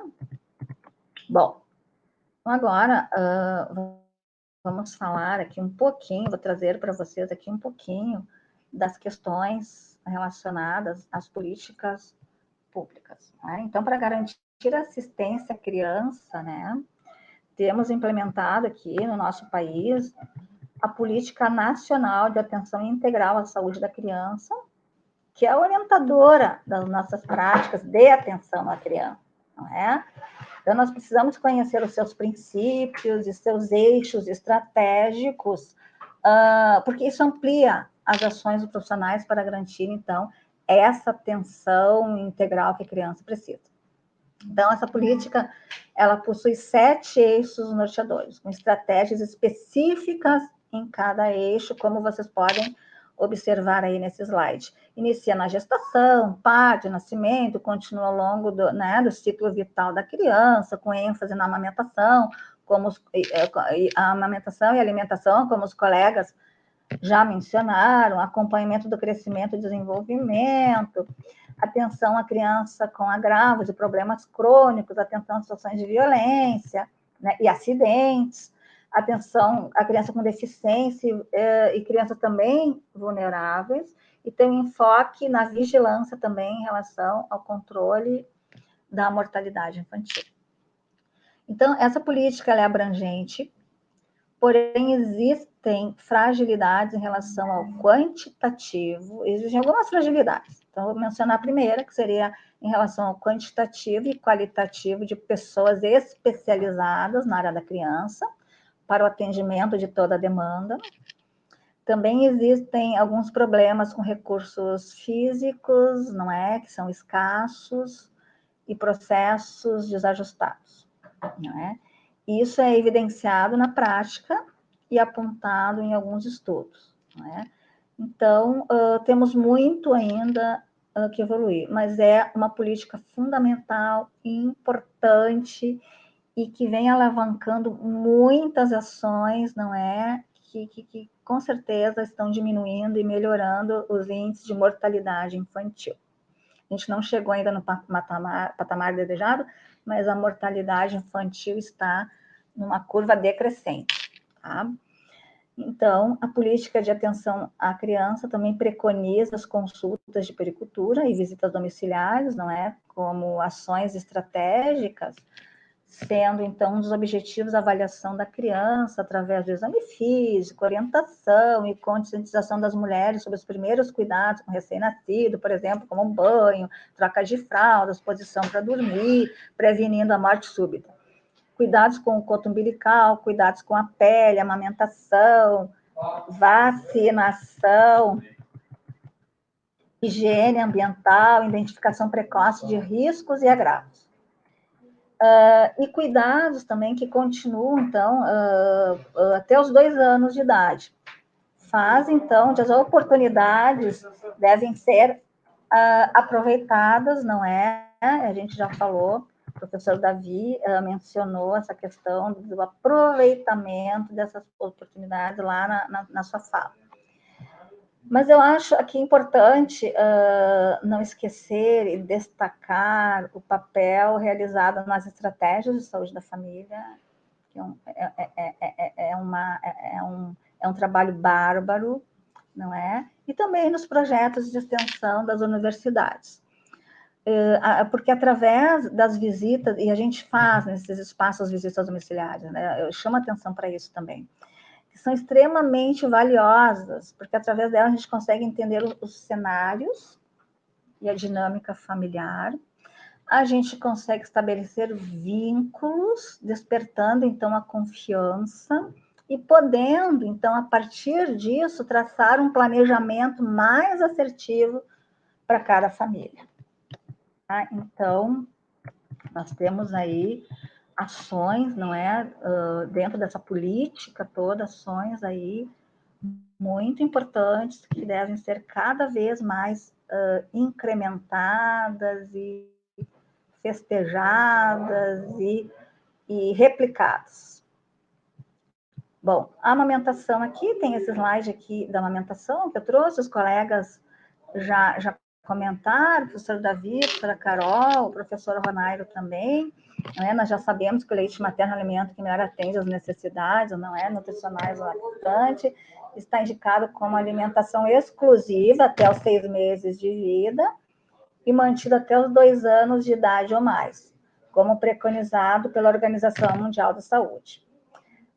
Nós sabemos de todos os benefícios, mas nosso papel vai além de difundir esses benefícios. É necessário ensinar a amamentar, como fazer, como prevenir problemas, que não são poucos, qual a melhor posição, como deve ser a pega, são muitas as dúvidas e precisamos estar acompanhando esse processo de perto, apoiando, aconselhando, incentivando a mulher para diminuirmos, então, o percentual desse desmame precoce que ainda é alto no nosso país. As pessoas romantizam muito a amamentação, nós temos a Juliana Paz, nós temos atrizes aí nos cartazes, bonitas, não é, maquiadas, bem penteadas, tranquilas, sem olheiras, sem nada, mas a gente sabe que não é assim, que é complexo, que é difícil, que as mulheres não dormem direito, estão lá como zumbis, não é? Quem já amamentou sabe, quem tem filho pequeno sabe, são zumbis que não dormem, não comem direito, e aí entra a questão da professora Carol, atenção para uma alimentação também, a mulher esquece de si, muitas vezes, e foca muito no bebê, então, tudo isso é importante, que a gente, então, deixe de romantizar a amamentação, né? E foque no que realmente é importante, aconselhando, mostrando, ensinando, não é? Estando junto no momento aí que as mulheres mais precisam de nós, tá? E da família, não é? Da família, a mulher precisa da família, do apoio da família, do incentivo da família para conseguir manter esse processo. Eu tenho alunas do curso de enfermagem, como eu falei, eu sou enfermeira, eu tive alunas do curso de enfermagem que tiveram aulas sobre amamentação e que depois ganharam seus filhos e mandaram um recadinho para mim dizendo, depois de algum tempo, professora, se não fosse meu esposo, com todo o conhecimento que eu tenho, com tudo que eu já estudei, se não fosse meu esposo me apoiar, minha família estar junto, me incentivando, me ajudando, me auxiliando, eu não teria conseguido vencer esse momento. Então, é bem complexo, sim, esse momento da amamentação, tá? Bom, aqui eu trouxe uma lâmina que eu não poderia deixar de falar e de trazer isso hoje aqui, que é a questão, não é, da violência contra a criança. Muitos acham que bebês recém-nascidos, que bebês pequenos, que bebês não sofrem violência, né? Então, a violência ocorre sim, ela está presente, a violência física, psicológica, a tortura, inclusive, não é? A violência psicológica, às vezes, passa como sendo normal no ambiente familiar, não é? E aqui está acontecendo agora, ó. A cada 15 segundos, uma criança é violentada no Brasil. A cada 15 segundos. Então, desde que a gente começou essa live até agora, quantas já sofreram algum tipo de violência? Não é? Então, a gente precisa denunciar, a gente precisa estar atento, não é? As marcas aos sinais. A criança, ela não fala. A criança não fala sobre isso. Muitas vezes ela não consegue falar verbalmente. Ela fala através das suas, não é? Ela não tem ela não verbaliza, mas ela manifesta através do seu comportamento, do seu corpo, ela está dizendo, ela está mandando mensagem a todo momento que ela está sofrendo de violência, algum tipo de violência. Então, nós, por exemplo, não é, quando atendemos uma criança nos espaços aí, em todos os espaços de atenção à saúde, vamos observar o comportamento, como é que ela se comporta em relação aos pais, ela é mais introvertida, ela não é, ela tem alguma marca, não é? Ela mostra, e a gente com o tempo vai aprendendo a decodificar esses sinais. Então, eu me lembro que na época eu trabalhei na emergência do Hospital de Clínicas, na emergência pediátrica do Hospital de Clínicas, e lá me lembro que a gente recebeu uma criança, assim, toda com diversas fraturas, não é? E toda hora a gente recebeu uma criança com diversas fraturas, no período que eu trabalhei lá, crianças com muitas marcas, crianças que sempre é aquela coisa, uma queda, caiu daqui, caiu dali, crianças introvertidas, crianças que não se comunicavam, crianças que têm um olhar para baixo, não consegue dirigir o olhar, ela não consegue alinhar um olhar. Então, são sinais que mostram, talvez não é? Mas a gente precisa estar atento, precisa investigar, precisa entender tudo isso, não é? E realmente denunciar. Tá? Tem o conselho tutelar aí, tem um papel importante nestas questões todas.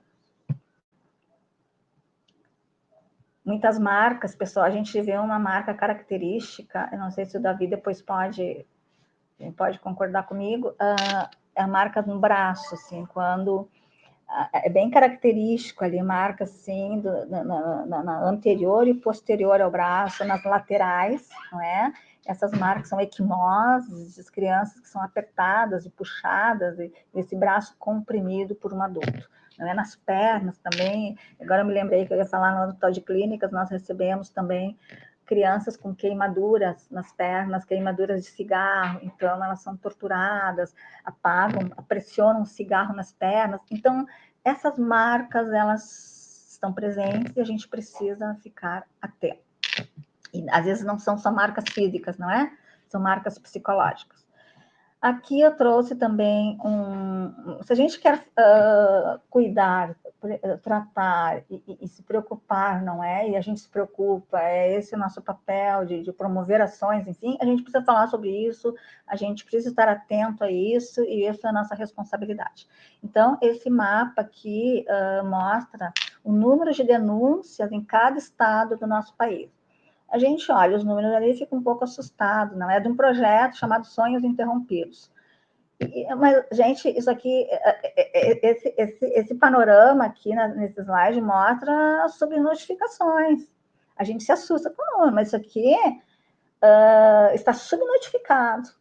Não é o que realmente acontece. Não é? Por quê? Porque a violência, ela acontece no âmbito familiar, no seio familiar, ela é velada, não é? Então, as pessoas que estão em torno, a família, os familiares, os vizinhos, muitas vezes percebem, mas não querem se indispor a partir de uma denúncia. Então, é outro ponto aí para nós refletirmos sobre tudo isso. E agora aqui, os acidentes domésticos também. As crianças, como eu falei, elas exploram o universo, elas são pesquisadoras, não é? São investigadoras. E aí, na nossa casa, muitas vezes, os riscos estão aí. A gente não percebe, mas eles estão. Então, um fio de um telefone celular ali, tem uma criança mordendo, naquela foto ali, ó. Então, um fio de um celular conectado na tomada, ele vai lá, morde, não é? Um banheiro, uma porta de banheiro aberta com acesso à criança, a mãe está na cozinha, a criança foi lá para o banheiro, levantou a tampa, caiu ali para dentro, não é? Um acidente já se manifestou. Quando eu coloquei essa foto aqui dessa criança dentro da máquina de lavar. Eu lembro que a gente recebeu também uma criança, uma época lá, que entrou dentro da máquina de lavar e teve alguns ferimentos. Então, eles entram para dentro da máquina de lavar, eles mexem na bolsa da mãe, ali tem um VAR, tem celular, tem um remédio, aquele frasquinho colorido, que será isso? Abre, toma o comprimido, aparece uma balinha, as facas, na cozinha, sempre a gente ouviu das nossas avós, né, das nossas mães, o lugar de criança não é na cozinha. Então, é muito fácil acontecer um acidente, não é? Queimaduras. Enfim, a gente precisa estar atento, orientar, chamar atenção, sinalizar, não é? Esses riscos que estão aí no nosso entorno, aos quais a criança está sujeita, tá? A um agravo, algum acidente bem importante. E para completar aqui, para terminar, então, a minha fala, teria muita coisa ainda para a gente falar, discutir, enfim. O projeto Mina Brasil. Então, o que é o projeto Mina Brasil? Ele surgiu da iniciativa dos pesquisadores da Faculdade de Saúde Pública, lá da USP, não é? Da Universidade de São Paulo. E ele trata da saúde e nutrição materno-infantil no Acre, nos 1000 dias das crianças. É claro que a gente tem vários estudos, né, com a criança, em várias etapas, né, das fases do desenvolvimento, enfim, mas eu trouxe esse porque eu achei muito interessante que ele é específico dos 1000 dias, para avaliar os 1000 dias das crianças. Então, ele foi implementado em 2015 na cidade de Cruzeiro do Sul, no Acre. Eu até tenho um primo que mora lá. Eles estão realizando, então, acompanhamento longitudinal da gestante de seus filhos, não é? E o objetivo do projeto é avaliar os aspectos, não é? Como já menciona ali o título, de nutrição, desde a concepção até os 2 anos. Então, eu pesquisei ali e identifiquei ali que eles já têm no projeto 900 crianças, não é? Sendo acompanhadas e também as suas mães. Em Pelotas, todos devem conhecer também, existe um estudo importante, longitudinal, com várias evidências significativas, não é? Em relação à criança. Porém, não se restringe aos 1000 dias. Abrange os 1000 dias, mas não é específico dos 1000 dias.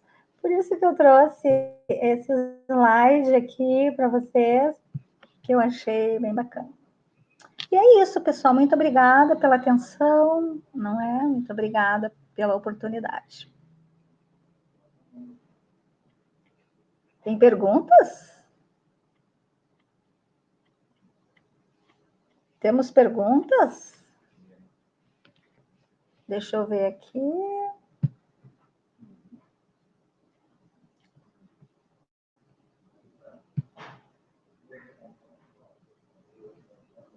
Oi, estão me escutando, pessoal?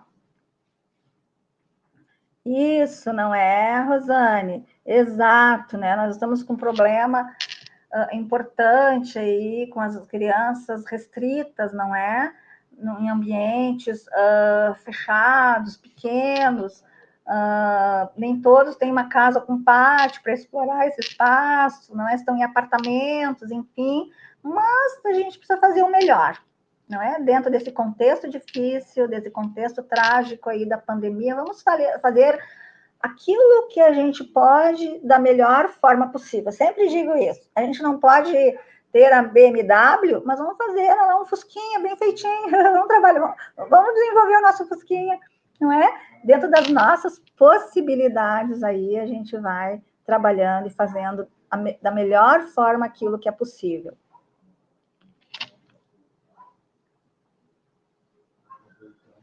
Então, eu não sei se tem perguntas. Se tem mais perguntas. É importante, não é, Rosângela? Para que a gente possa, não é, atuar de forma pontual, conforme cada fase.